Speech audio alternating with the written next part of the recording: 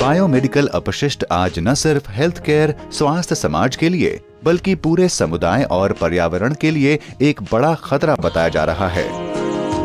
अगर इसका निपटान ठीक से न किया जाए तो इससे बेहद संक्रामक और विषैले अपशिष्ट से चिकित्सा कर्मचारियों के साथ उनके अपनों को भी कई घातक परिणाम झेलने पड़ सकते हैं।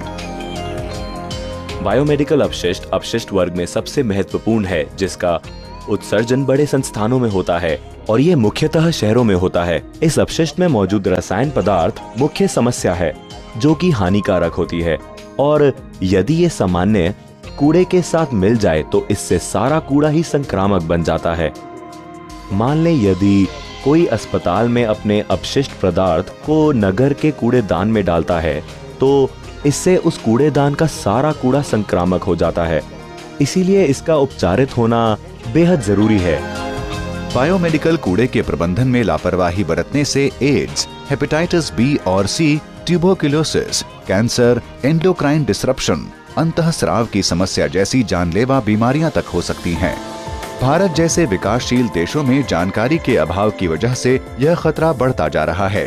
गुजरात का मोड़ासा जिला इसका सजीव उदाहरण है, जहां चिकित्सीय अपशिष्ट के प्रबंधन में हुई लापरवाही हेपेटाइटिस बी के फैलने का कारण बना, जिससे कुछ ही हफ्तों में 125 लोग संक्रमित हुए, जिनमें 70 को अपनी जान गंवानी पड़ी। कई जगहों पर बड़े बड़े गोदामों में चिकित्सीय अपशिष्ट को गैर कानूनी रूप से भंडारण पाया जाता है। समय की मांग है कि हमारे अस्पताल और सभी कार्यस्थल इसकी जिम्मेदारी लें कि किसी भी चिकित्सीय कूड़े अपशिष्ट को बिना उचित पृथक्करण, कीटाणु मुक्त एवं संक्रमण रहित किए अस्पताल से बाहर न जाने दें। इससे हमारे पर्यावरण एवं स्वास्थ्य को होने वाले जोखिम को कम करने में कुछ मदद मिलेगी। लेकिन इससे पहले इस अपशिष्ट की प्रकृति को समझने की जरूरत है।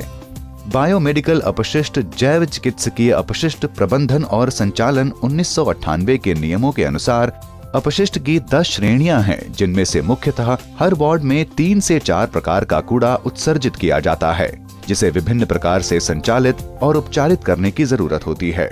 आज के परिदृश्य में चिकित्सीय प्रशासन को समझना चाहिए कि अस्पताल का कूड़ा निपटान एक सामाजिक जिम्मेदारी के साथ साथ कानूनी जिम्मेदारी भी है। ये प्रशासन की ही जिम्मेदारी है और उनको ये भी समझना चाहिए कि अस्पताल के उत्कृष्ट प्रबंध का ये महत्वपूर्ण अंग है। सौभाग्य से आज मान्यता एजेंसी अस्पतालों को जो है गुणवत्ता प्रमाण पात्रता देने से पहले उनके द्वारा अपशिष्ट पदार्थों को निपटाने की प्रक्रिया पर ध्यान देते हैं। अपशिष्ट में मौजूद रोगाणु शरीर में विभिन्न प्रकार से प्रवेश कर सकता है। त्वचा पर चोट, घाव या खरोंच लगने से, श्लेष्म झिल्ली के द्वारा, श्वसन प्रक्रिया द्वारा, बॉडी फ्लूइड शारीरिक द्रव्य में रोगाणु के संचरण से, नीडल स्टिक घावों और अन्य धारदार अपशिष्ट सबसे खतरनाक होते हैं, क्योंकि इनकी वजह से त्वचा कट सकती है और रक्त से रक्त संपर्क में आ सकता है, जिससे संक्रमण होने की संभावना होती है। असुरक्षित इंजेक्शन भी घातक होते हैं।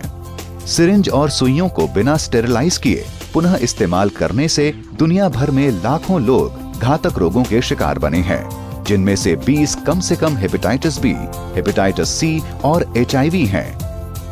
रिपोर्ट में यह साबित हो चुका है कि करीब 96,000 नए HIV इन्फेक्शन का कारण असुरक्षित इंजेक्शन का प्रयोग रहा है। स्वास्थ्य कर्मचारियों के लिए खतरा सबसे अधिक होता है। इनमें धारदार उपकरणों और सुइयों से चोट लगने की घटनाएं आम होती हैं। इन चोटों को तुरंत पानी से साफ कर उपचारित कर डॉक्टर को दिखाना चाहिए। रेडियो एक्टिव अपशिष्ट और पारे से संपर्क में आना कुछ अन्य खतरे हैं। पहला, जहां जानलेवा रूप से जला सकता है, वहीं पारा एक ऐसा विषैला न्यूरोटॉक्सिक जहर है जो सीधा तंत्रिका तंत्र को प्रभावित करता है।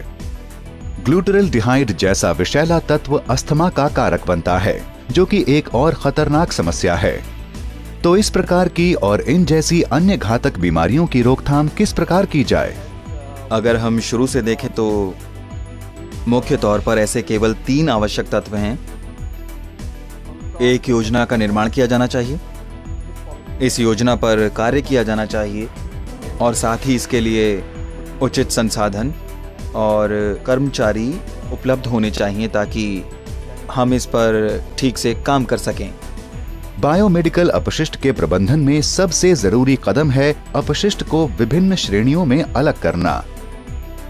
बायोमेडिकल वेस्ट प्रबंधन और संचालन नियम 1998 ने चिकित्सकीय अपशिष्ट के लिए 3 कलर कोड निर्धारित किए हैं, जिसमें उन्हें पृथक किया जा सके।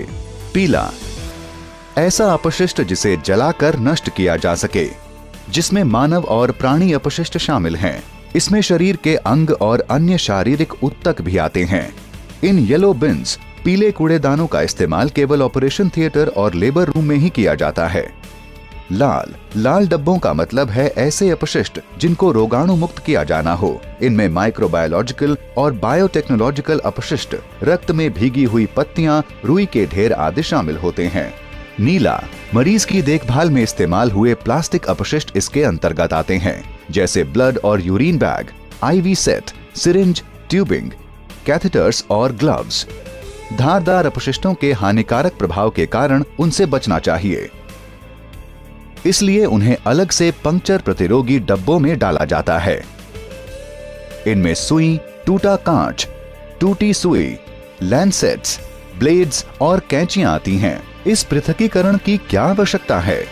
याद रखें, अस्पताल के कुल अपशिष्ट में से केवल 20% को ही खास संचालन की जरूरत होती है। इसलिए यदि किसी जिम्मेदार व्यक्ति की निगरानी में उस अपशिष्ट को स्रोत के स्थान पर ही पृथक कर लिया जाए, तो इससे अस्पताल का वातावरण साफ और सुरक्षित रहेगा, जिससे पैसे की बचत के साथ संक्रमण की रोकथाम होगी। पृथकीकरण की प्रक्रिया तभी लाभकारी है जब कर्मचारी इसकी महत्ता को समझें। अस्पताल के ऑपरेशन थिएटर्स, ICU और इमरजेंसी वार्ड्स की कार्यप्रणाली अलग होती है। यहाँ खास सावधानी बरतने की जरूरत होती है। यहाँ कार्य करने वाले कर्मचारियों को अपनी कार्यशैली और अपशिष्ट प्रबंधन के बीच तालमेल रखना आना चाहिए। इससे न केवल अतिरिक्त इस्तेमाल वाले वर्ग प्रकाश में आएंगे, बल्कि यह कर्मचारियों में भी इस प्रक्रिया को जारी रखने के लिए उनमें नई ऊर्जा का संचार करेंगे। अस्पताल के हाउसकीपिंग विभाग को अपशिष्ट को ढकी हुई ट्रॉली में ले जाने और उनके सही एकत्रीकरण के लिए प्रशिक्षित किया जाना चाहिए। इन ट्रॉलियों को हर शिफ्ट के बाद धोया जाना चाहिए। भारतीय नियमानुसार अस्पताल के अपशिष्ट को 48 घंटों से ज्यादा समय तक बिना उपचारित किए नहीं रहने देना चाहिए। पर यह ध्यान देने योग्य है कि यह तो सिर्फ बाहरी सीमाएं हैं, जबकि भारत की उष्ण और आर्द्र परिस्थितियों को देखते हुए इस अपशिष्ट का जल्द से जल्द निपटान किया जाना चाहिए। केंद्रीय उपचार सुविधा ऑपरेटर को अपशिष्ट पदार्थ देने से पहले उसके भार का मापन और उसका रिकॉर्ड बना लेना चाहिए। ये थोड़ा मुश्किल लगता है, पर कई अस्पतालों ने इस प्रक्रिया को इस प्रकार अपना लिया है कि अब ये रोचक और काफी आसान बन गई है। वार्ड बॉय के प्रशिक्षण माध्यम के रूप में चलने वाले नुक्कड़ नाटकों ने अस्पतालों के कर्मचारियों को प्रशिक्षण देने में रोचक भूमिका निभाई। दूसरी ओर नर्सों द्वारा नर्सों के लिए नाटक और प्लेज, पोस्टर प्रतियोगिता और वार्ड में बेहतरीन अपशिष्ट प्रबंधन के लिए दी जाने वाली रोलिंग ट्रॉफी भी इन कुछ कदमों में से एक है। अंत में सबका उद्देश्य अपशिष्ट प्रबंधन ही होना चाहिए। आइए एक बार पुनः बायोमेडिकल अपशिष्ट के प्रबंधन के मुख्य बिंदुओं पर प्रकाश डालते हैं। बायोमेडिकल अपशिष्ट को अन्य अपशिष्ट पदार्थ के साथ न मिलाएं। अपशिष्ट को स्रोत स्थान पर ही कलर कोड कंटेनर डब्बों के द्वारा अलग कर लें। अपशिष्ट को 48 घंटे से ज्यादा समय के लिए संग्रहित न करें।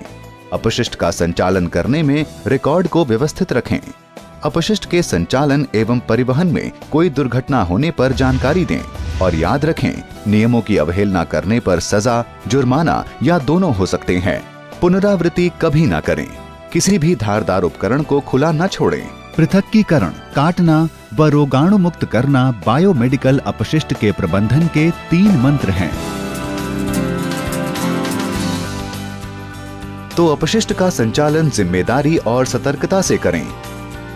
यह न सिर्फ आपके कार्यस्थान की छवि में सुधार लाएगा, बल्कि आपको और आपके आसपास के लोगों को अन्य खतरों से बचाएगा।